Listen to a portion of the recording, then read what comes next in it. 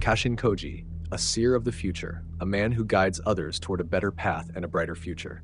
Yet sadly, he cannot see his own future. In other words, Koji's hiding place has been exposed, and now Amado has kidnapped him.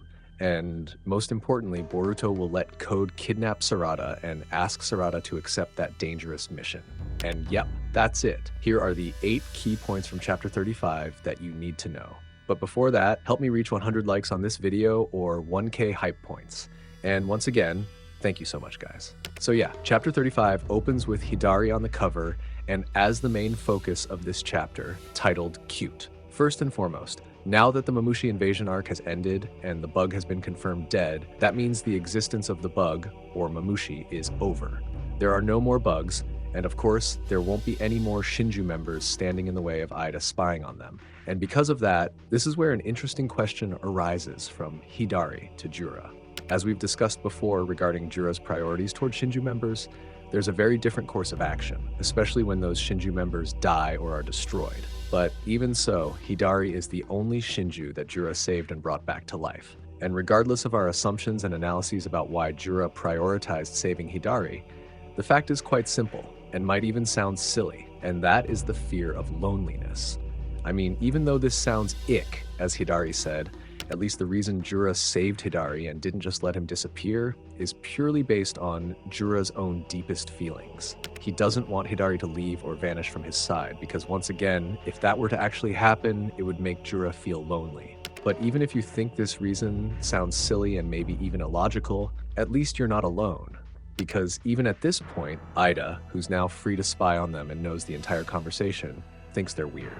Yeah, that's just how it is. Second, after previously seeing how Sarada was truly in the worst possible situation with her vision, and as we saw in the previous chapter, her vision remained blurry even when she wore her glasses, this chapter reveals that the improvement in Sarada's eyesight wasn't due to surgery or anything like that. Instead, Sarada just needed to go to an eyeglass store and replace her old glasses with a stronger prescription. Yeah, you know what I mean, right? Third, the kunai that we previously thought belonged to Himawari, Karen, or even Code, who was trying to kidnap Sarada, turned out to belong to Boruto. And of course, Boruto took Sarada to a place far from the village center where they would talk to each other about a serious and extremely dangerous mission. In short, amidst their lighthearted banter, Sarada already knew that Code was planning to kidnap her. And of course, Boruto also explained that Code's plan to kidnap Sarada was to hand her over to the Divine Tree as both a hostage and bait to lure Boruto out. Because, looking at it from various perspectives, this is certainly one of Code's most ideal and effective strategies, far better than having to fight Boruto, let alone kill him. Because if the goal from the start was to obtain the chakra fruit, as Jura had promised Code, and he himself was unable to defeat Boruto, then luring Boruto to the enemy's base was, at least in Code's view, a far better strategy. And considering the reason why Boruto took Sarada to a place far from the village center, that was certainly also part of Boruto's preventive measures to avoid mission leaks or information leaks from Code. That is, as we've known since the time skip, Code has invaded Konoha using the claw mark. In addition to being used for teleportation, the claw mark is also a way for Code to spy on Konoha or even just eavesdrop.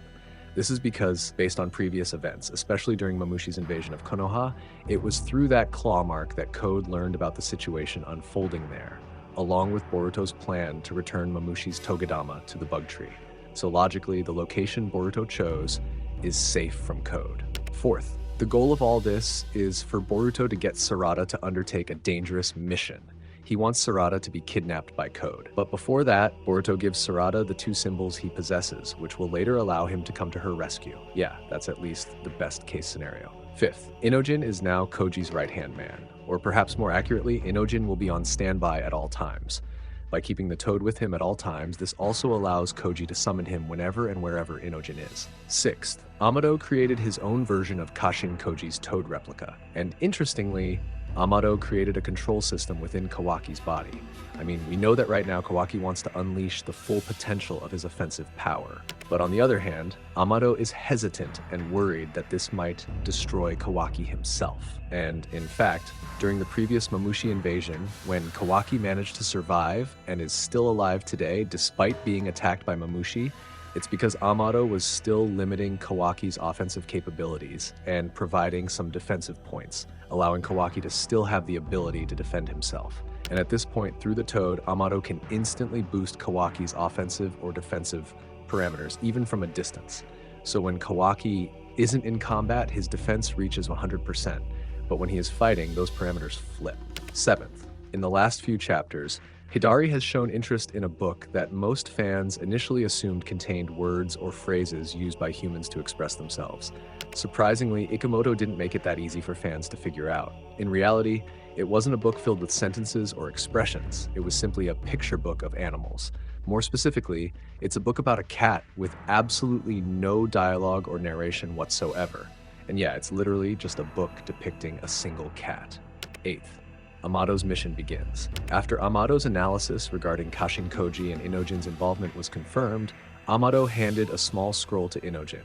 It was a report on the battle with Mamushi, which Amado wanted Inojin to give to Kashin Koji. And once again, this dialogue confirms that Amado already knew Koji's identity and that he's still alive. And although Inojin initially suggested to Amado that he should just give it to Boruto, Amado seemed to have a different intention from the start and still wanted the scroll to be delivered to Kashin Koji.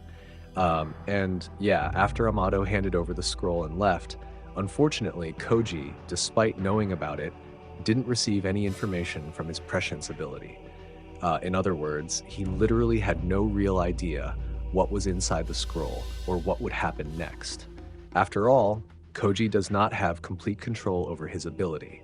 And sure enough, when Koji summoned the scroll using the summoning jutsu, Kawaki turned out to be inside it. As a result, not only was the scroll brought over, but Kawaki was as well.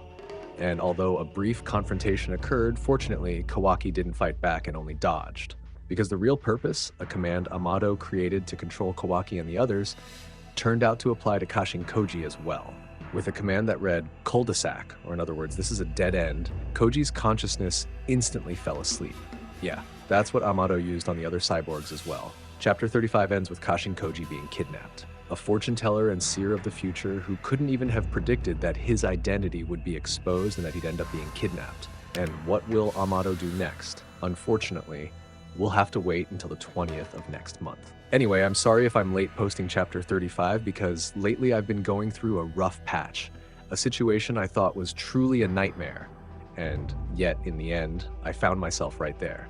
Still, I really appreciate all of you who are still following along and even giving likes as a sign of support.